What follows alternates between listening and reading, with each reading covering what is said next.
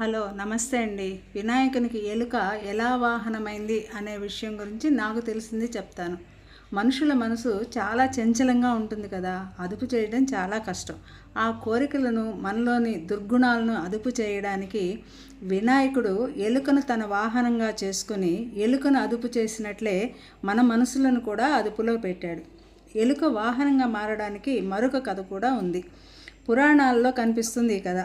వినాయకునికి వాహనమైన ఎలుక క్రౌంచుడు అనేటటువంటి రాక్షసుడు.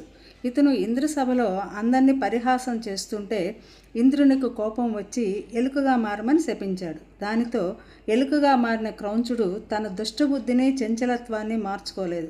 దానితో వినాయకుడు తన పాశంతో ఎలుకను బంధించాడు. తరువాత ఆ ఎలుకను తన వాహనంగా చేసుకొని అతనిని అదుపులోకి తెచ్చాడు. అప్పుడు క్రౌంచుడు తన తప్పు తెలుసుకొని క్షమించమని, తనకు మోక్షం ప్రసాదించమని కోరుకున్నాడు.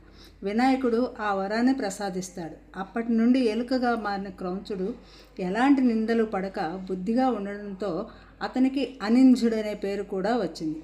పశ్చాత్తాపడిన వారికి భగవంతుడు క్షమిస్తాడని, రక్షిస్తాడని దీని ద్వారా అర్థమవుతుంది కదా. కాబట్టి ఏవైనా తప్పులు తెలిసి చేసినా తెలియక చేసినా పశ్చాత్తాపడితే దైవం తప్పక రక్షిస్తాడు. ఉంటాను. ధన్యవాదాలు.